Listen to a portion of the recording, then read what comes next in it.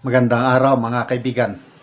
Bigyan natin ngayon ng reaction opinion itong post ni Senator Ping Lacson sa kanyang official Facebook page. Tinatanong niya, bakit pumayag ang Senado at Kamara sa illegal na pagkawala ng 74 billion na pondo ng PhilHealth na wala sa BICAM. Mabuti na lang at meron tayong Senator Ping Lacson sa Senado. Hindi na sila makakalusot ngayon habang nandyan si Senator Ping Lacson, Senator Marcoleta at iba pa. Okay. Pakinggan natin ang balitaktakan nila sa Senate floor. And what the House did was illegal. Illegal. So bakit nakalusot po sa Senate? Tinatanong ko lang. My question first, Mr. President, is at what point during the budget deliberations of the 2025 budget was the 74 billion realigned to other items from the PhilHealth funds? Doon sa Senate version, nasa 43 billion. Ang natira, Out of tapos the nung 74 billion. Yes, Your Honor. Tapos nung may camp, nawala na talaga. Okay.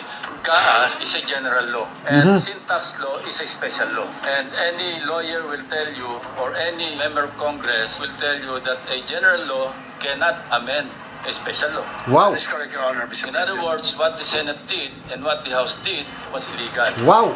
Subject na po yun siguro Alam sa ko po, Supreme Court. tinatanong ko lang.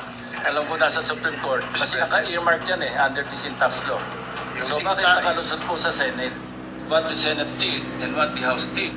Yun. At least binobosisi na ngayon ni Senator Lacson yung ginawa nila sa 2025 National Budget Deliberation. Grabe ang pambababoy nila sa PhilHealth.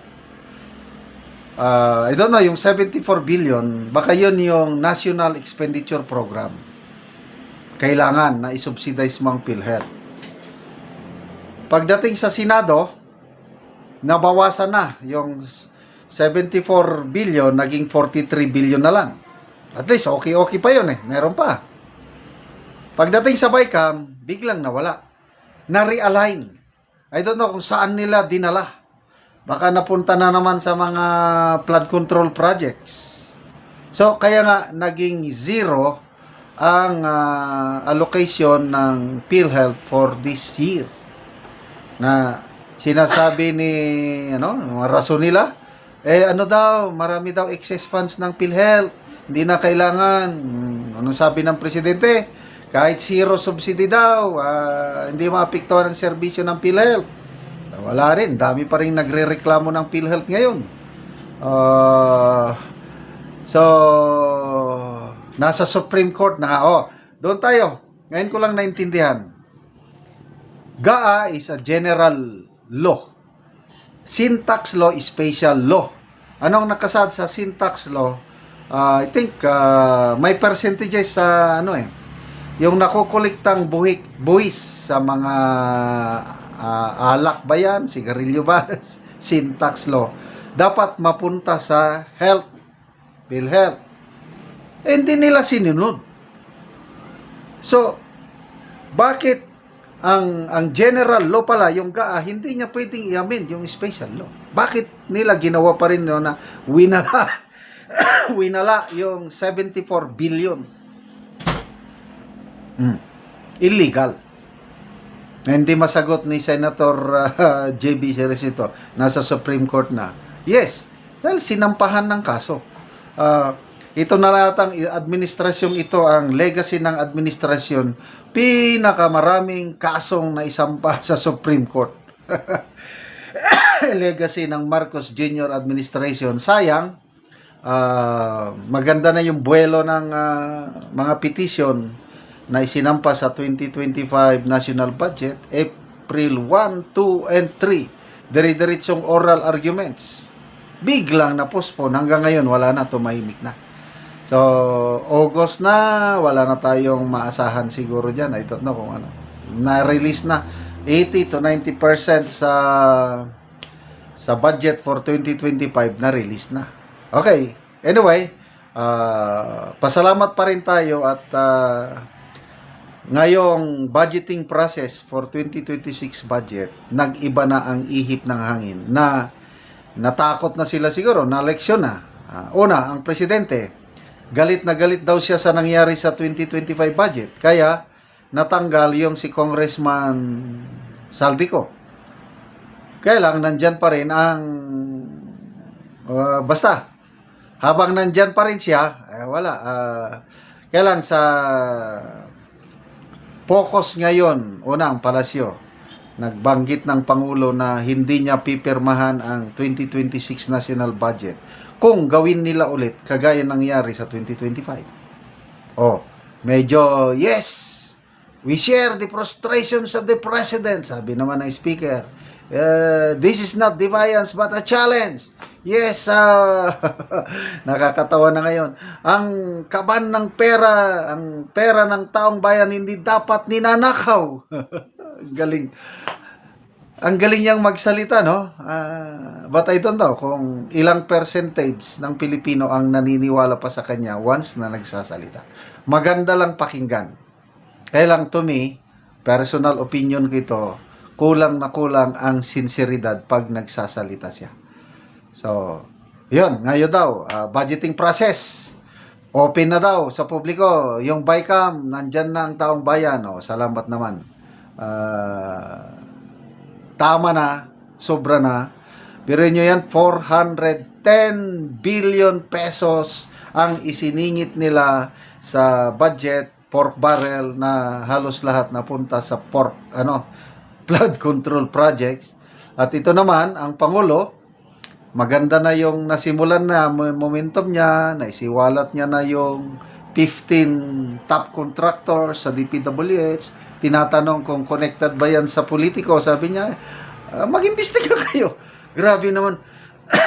Ibigay pa niya sa media ang, where are now the investigative journalism? Pag sinimulan mo, Mr. President, tuloy-tuloy nyo na, kayo ang mag-imbestiga. Hanggang ngayon, di pa klaro kung sino ang mag-imbestiga. Bakit? Mahirap bang mag-create ng special body to investigate? Nagbo-volunteer na nga si Nagbo-volunteer na si Mayor Magalong. Or, the best na pwede is yung initial findings, yung 15 top contractors, kung anong data na makuha ng Malacanang, i-endorse nila sa Blue Ribbon Committee, at yun na yung ang nakikita kong totohanan na investigasyon, Blue Ribbon. Ang Kamara, ganun din, may effort sila, kailang walang credibility ang Kamara na mag-conduct ng investigation tungkol dyan dahil mga kasamahan nila ang na-involve. Okay, salamat mga kaibigan sa inyong pagsubaybay sa ating channel. Nakakatulong kayo na malaki sa Tribong Talandig ng Bukidnon dahil ang sweldo natin sa channel na ito is pantulong natin sa tribo. Namimigay tayo ngayon ng livelihood assistance sa kanila, nagpapatanim ng Arabica coffee. As of now, meron na tayong 25 farmers na natulungan, nakapagtanim na a total of 12,000 Arabica coffee seedlings. Panoorin nyo ang video na ito. Anak ko sa among saging nga lakatan, so karon nakita na gyud nako nga ang among saging nga lakatan namunga na kini ang among unang tanom nga lakatan. So kini namunga na apan hapit namin namo ni mabaligya kining una namo nga tanom nga naanay bunga. So mao ni ang among saging nga lakatan nga wala sukad ginaabunuhan apan namunga tungod kay maayo ang yuta dinhi sa amoa. So karon na ami kaduha nga tanom nga saging nga lakatan nga ginaabunuhan. So atong bisitahon kay kini wala man ni sukad ginaabunuhan hangtod nga kini namunga. So padayon lang mi ani sa paghinlo. Ug karon mao na ni among saging lakatan nga ikaduha nga mao ni ang among saging nga ginaabunuhan. So maayo na gid ang tubo gawas nga hinlo pod ang among saging nga lakatan ug hapit na pod siya mamunga. Tungod kay mga tagas na ug dagko na pod. So mag-abono mi karon nining among saging. O karon naka-abono mi sa among lakatan nga saging. O ingon ani namo sa pag-abono, amo gyud tabunan ang punuan sa kape sa pag-abono. O karon gawas namo sa pag-abono namo sa among lakatan, so niya na pod mi sa among kapihan. So mao na ni siya gawas sa lakatan, nanon pod mi og kape kay kining kape mas mahal kaysa lakatan. So mao na ni ang itsura sa among kape nga isa na ka bulan, so maayog yun nga tubo niya. Kining among kape nga 700 tanan yun ingon ani buhi yun tanan. So makita pod namo nga naa na isa nga sa among kape. O karon salamat kayo sa Ginoo og sa nagatan-aw sa video sa YouTube sa padayon sa inyong pagsuporta sa among pagpananom. Ang Ginoo mo'y magapanalangin kaninyo. God bless.